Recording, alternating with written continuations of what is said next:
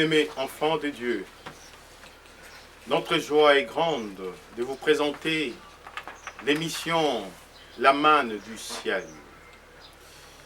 Nous avons donc parlé des 10 commandements et nous avions donc abordé les tout premiers commandements. Tu adoreras le Seigneur ton Dieu de tout ton cœur. Aujourd'hui, nous commençons le deuxième commandement. Tu ne prononceras pas le nom de Dieu en vain. Le Seigneur nous demande de ne pas prononcer son nom en vain. Nous allons donc partir de quelques réalités. Nous verrons dans un premier temps la révélation du nom de Dieu. Quel est ce nom que Dieu a révélé et qui demande de ne pas les prononcer en vain. Dans un deuxième temps, nous parlerons donc de l'impact de ce nom. En troisième position, nous allons donc parler comment accueillir la présence donc du nom de Dieu. Si le nom de Dieu est imprononçable, comment faut-il appeler Dieu? Que nous révèle la parole de Dieu? Que nous révèle les textes du Nouveau Testament, de l'Ancien Testament au sujet du nom de Dieu? La première fois que Dieu a révélé son nom, il a révélé à son prophète Moïse. Nous pouvons voir Exode 3, 14. Lorsque Moïse a reçu la mission d'aller libérer le peuple Israël d'auprès des pharaons, Moïse a posé la question, si Pharaon me demande, qui est celui qui t'envoie? Dieu alors a révélé son nom. Quand Dieu a révélé son nom à Moïse, nos textes traduisent par Yahweh, je suis celui qui est, je suis celui qui serait. Mais le nom de Dieu tel qu'il a révélé, le nom ne comporte que 4 consonnes. C'est un nom consonantique. La première consonne, c'est Y. Deuxième consonne, H. Troisième consonne, V. Et quatrième consonne, H. Donc, on ne peut pas lire, c'est au 7e siècle avant Jésus-Christ, que les voyelles ont été ajoutées entre les consonnes pour rendre prononçable les noms de Dieu. Alors, il y en a qui l'appellent Yahvé, il y en a qui disent le vrai nom de Dieu c'est Jéhovah, il y en a qui... Alors, tout cela, ce sont les déformations des noms de Dieu. Le nom de Dieu est imprononçable, il ne comporte que 4 lettres. Seul le grand prêtre, une fois par an, à l'occasion des Yom Kippour.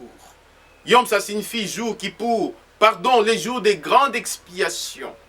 Seul le grand prêtre entrait dans le temple, dans le sang de sang, et il prononçait le nom de Dieu. Quand il prononce le nom de Dieu, le ciel et la terre étaient intimement liés, parce que le prêtre prononçait ce nom dans une attitude d'intercession, dans une attitude de supplication. Parce que Dieu est saint, quand le prêtre entrait dans le sang des saints, on lui attachait une corde au pied. Parce que tous ceux qui entraient dans le sang de sang, ils devraient être dans un état de pureté, dans un état de crainte, dans un état de grâce. Si tu entrais dans le sang de sang, alors souillé des péchés. La conception croyait que tu allais mourir dans le sang de sang. Alors comment retirer un cadavre? Si toi tu es vivant, tu dois retirer quelqu'un qui est mort dans le sang de sang. Si tu entres alors que tu es entaché, tu vas aussi mourir dedans. Alors on attachait, quand les prêtres entraient une seule fois dans l'année dans le sang des saints, on lui attachait donc une corde. Et quand tu l'entrais, il suppliait le Seigneur, s'il mourait là, que personne d'autre n'aille prendre son cadavre, on devrait tirer son cadavre par la corde. La conception, la grandeur d'abord du nom de Dieu, le respect du nom de Dieu. Alors quand ce grand prêtre maintenant prononçait les noms de Dieu, le pardon de Dieu descendait. Il intercédait d'abord pour 3 catégories de personnes. Il intercédait pour les autres prêtres, parce qu'ils sont si marqués de faiblesse, et qui doivent aussi bénéficier de la miséricorde de Dieu. Il intercédait pour le peuple Israël, la communauté d'Israël. Après, il intercédait pour lui-même. Nous voyons Jésus dans la prière dite sacerdotale, parce qu'il est le grand prêtre qui prie Alors, dans cette prière décrite dans Jean 17, Jésus prie le Père. Il prie d'abord pour les apôtres, qui représentent donc les prêtres. Il prie pour la communauté naissante, qui représente le peuple Israël. Il prie pour lui-même. Nous voyons par là que Jésus accomplit la fonction du grand prêtre. Parce que, comme nous dit la lettre aux Hébreux, il est ce grand prêtre qui entraîne cette fois pour toutes dans les sanctuaires, non pas avec le sang de beaucoup de jeunes taureaux, mais avec son propre sang. Et par son propre sang, il nous a acquis une rédemption éternelle. Les noms de Dieu, comme nous disent les psaumes, ton nom est une onction qui coule. C'est comme l'huile qui coule dans la barbe de Aaron. Ton nom adoucit toutes choses. Ces noms-là, Jésus est venu révéler ces noms. Nous voyons dans la prière sacerdotale, Jésus dit, Père, je leur ai fait connaître ton nom. Je leur ai fait connaître ton nom. On pourrait dire, l'une des missions de Jésus sur cette terre, c'était de faire connaître les noms de Dieu. Comment Jésus va faire connaître les noms de Dieu? Parce que Jésus a été le premier à recevoir ces noms. Lorsque l'archange est apparu dans les songes à Joseph, il lui a dit, tu l'appelleras Yeshua, c'est lui qui sauvera son peuple de ses péchés. Quand Joseph a accompli sa mission, il s'est tué. Qu'est-ce que tu peux encore ajouter en nom Yeshua? Ça veut dire Dieu sauve. Nous comprenons pourquoi l'apôtre Paul nous dit dans l'épître aux Philippiens au chapitre 3, il a reçu le nom au-dessus de tout nom, afin qu'au nom de Jésus, tout genou fléchisse au ciel et sur la terre. C'est ce nom-là que Jésus est venu faire connaître à l'humanité. Le salut de l'humanité passe par la connaissance du nom de Jésus. Je leur ai fait connaître ton nom. Mais comment connaître le nom? Et comment invoquer notre Dieu si son nom est imprononçable? Nous voyons maintenant la révélation biblique va attribuer quand Dieu agit dans l'humanité. Alors, on attribue à Dieu des noms. On lui donne des noms qui sont des noms aujourd'hui que nous utilisons et qui portent une puissance agissante. Le premier nom qu'on attribue donc à Dieu, c'est Tsebaoth. La Bible est traduite par Sabaoth. C'est le pluriel de Tseva. Alors ça signifie d'abord l'armée, la milice céleste. Quand Dieu déploie sa puissance et quand Dieu s'engage à combattre pour la cause de ses enfants, quand Dieu s'engage à chasser les ennemis, Dieu n'entre pas dans l'histoire pour chasser les ennemis, mais il a toute une milice autour de lui. Nous chantons « Grand chef de milice céleste ». Nous vous supplions. Alors Dieu envoie les anges, il déploie leur puissance. C'est un combat qu'il livre. Et nous appelons les dieux Tsebaoth. Les noms Tsebaoth, quand est-ce que nous pouvons l'invoquer? Quand par exemple un pays est secoué par la guerre, l'ennemi pénètre, Satan essaie de stabiliser. Alors nous pouvons invoquer le Dieu Sabaoth. Il va déployer la milice céleste et cette milice céleste combattra en notre faveur. C'est Dieu dans la révélation de ses noms. Dieu dans la révélation de ses noms. Nous comprenons pourquoi Jésus, avant de mourir, il disait ceci: si mon royaume était de ce monde, j'allais faire descendre les anges. Ils combattraient pour moi. Jésus pensait à cette expression, les dieux Sébaoth. Quand Dieu déploie sa puissance, il envoie ses anges. Quand Michael a combattu contre Satan, Lucifer, c'était comme les dieux Sabaoth donc qui agissaient. Le deuxième nom, c'est Adonai. Ça vient du mot Adon. Adon, étymologiquement, ça signifie propriétaire. Alors, les Juifs, maintenant, appellent le Seigneur Adonai. Ça signifie mon propriétaire. Ça signifie mon Seigneur. C'est le même mot qui a donné Kyrios en grec qui signifie Seigneur. Lorsque Dieu conquiert un domaine, lorsque Dieu chasse les ennemis, lorsque Dieu déloge Satan, il devient propriétaire d'un domaine. Alors on l'appelle Adonai, mon Seigneur. Raison pour laquelle il est le Seigneur des univers visibles à invisibles. Lorsque Lucifer a été précipité sur la terre, Dieu s'est comporté comme Seigneur. Lorsque le royaume de Satan a été détruit complètement par la mort de Jésus, Jésus est Seigneur. Nous comprenons pourquoi on dit Jésus est Seigneur à la gloire de Dieu le Père. Il a reçu les noms. Jésus n'est pas Seigneur selon sa propre gloire. Il est Seigneur à la gloire de Dieu le Père. Nous l'appelons aussi El. El, ça signifie éternité. Alors ça s'oppose donc aux dieux étrangers, aux petits dieux. Parce qu'à un certain moment, il y avait d'autres peuples qui adoraient d'autres dieux, qui adoraient les créatures à la place des créateurs. Mais tous ces dieux-là disparaissent. Le pluriel de El, c'est Elohim. Par exemple, dans les livres de la Genèse, quand Dieu crée, on dit Elohim a créé. C'est lorsque Dieu associe donc toute la divinité, le Père, le Fils et le Saint-Esprit dans l'œuvre de la création pour pouvoir sauver la création. Et alors on l'appelle, et quand il sauve de manière éternelle. On l'appelle El, on l'appelle Elohim, surtout lorsque il s'oppose aux dieux étrangers. Alors il est le Dieu Elohim. Lorsque nous sommes envahis par l'idolâtrie diabolique, nous pouvons alors invoquer le véritable Dieu qui est le Dieu éternel. El Elohim.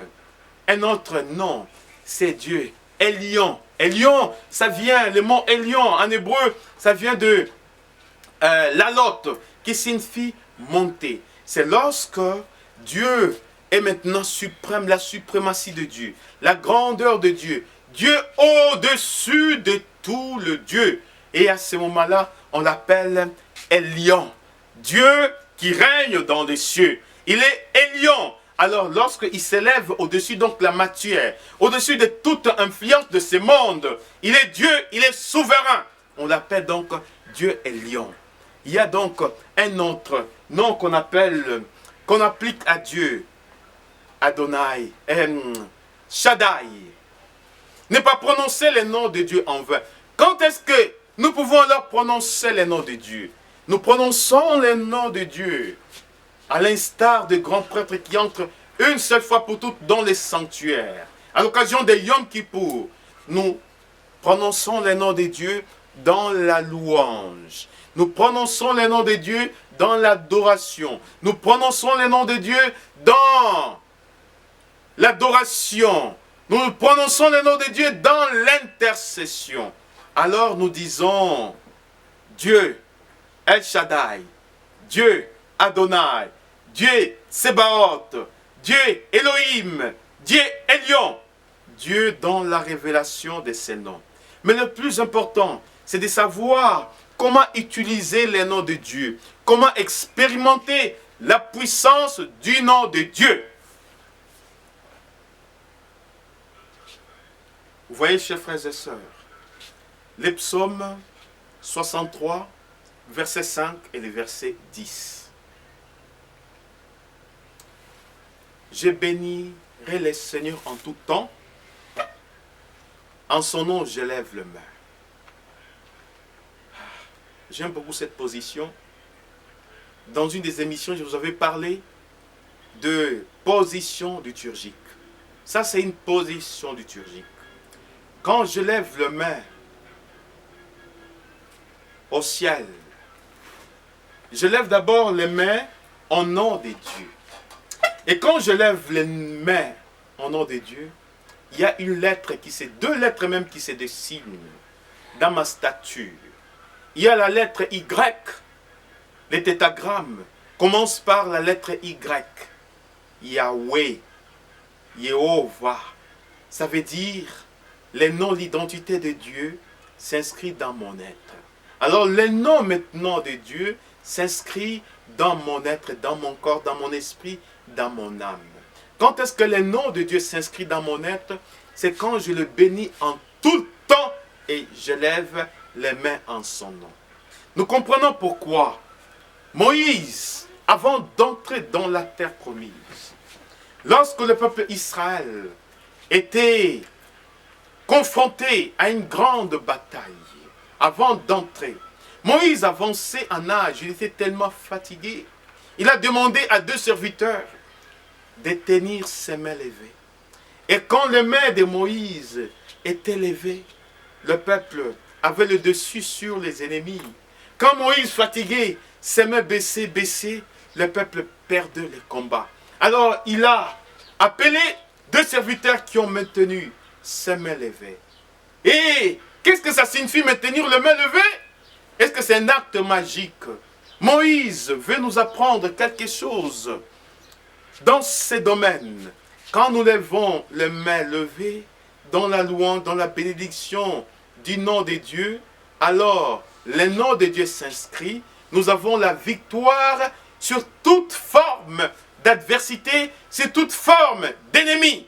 Alors le secret, c'est d'abord lever les mains en nom de Dieu dans la louange. À ce moment-là, nous allons voir que nos ennemis vont perdre la victoire.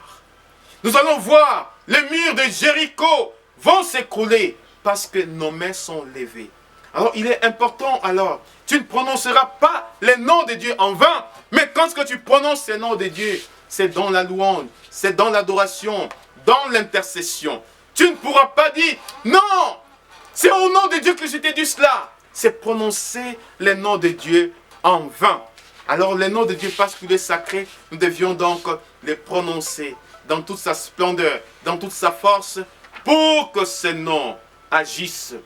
Les noms qui communiquent le salut. Jésus nous dit que ton nom soit sanctifié. Et nous devions donc sanctifier les noms de Dieu. Comment sanctifier les noms de Dieu? C'est par l'observance de ses commandements. Mes bien-aimés, que les noms de Dieu soient au-dedans de vous. Que les noms de Dieu s'inscrivent dans votre existence. Alors parce que c'est les noms au-dessus de tout nom, noms devant lesquels tous genoux fléchissent, toute forme d'adversité, tous les ennemis vont fléchir devant vous parce que vous portez les noms qui est la domination, les noms qui a l'autorité au-dedans de vous, et vous allez faire tout au nom de Jésus. En mon nom, j'imposerai les mains aux malades, ceux-ci s'en trouveront guéris. En mon nom, je chasserai les démons. En mon nom, alors, tous les miracles, les signes et les prodiges s'accomplissent en nom de Jésus parce qu'il a reçu les noms au-dessus de tout nom. Et c'est le 2e commandement, ne prononcez pas les noms de Dieu en vain. Que le Seigneur notre Dieu nous donne de porter ces noms, de le respecter et d'expérimenter la puissance de son nom, lui qui est éternellement Père, Fils et Saint-Esprit. Amen.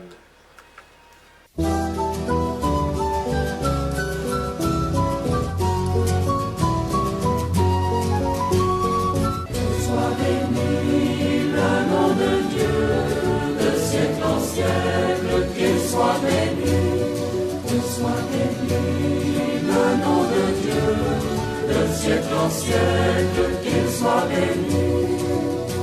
À lui la sagesse et la force, toutes ses voies sont droites.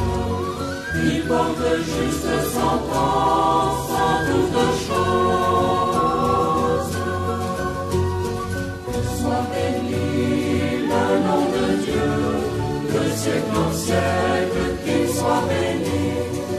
Soit béni le nom de Dieu, de siècle en siècle, qu'il soit béni.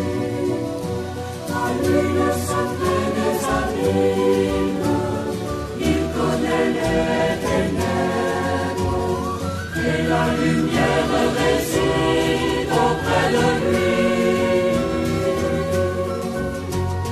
Que soit béni le nom de Dieu, de siècle en siècle, qu'il soit béni.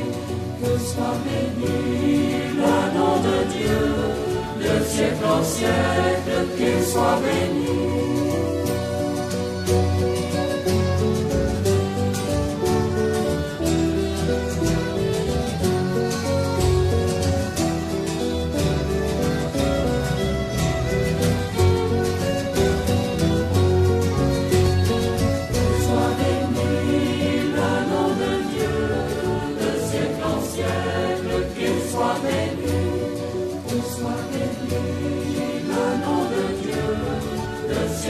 siècle, qu'il soit béni.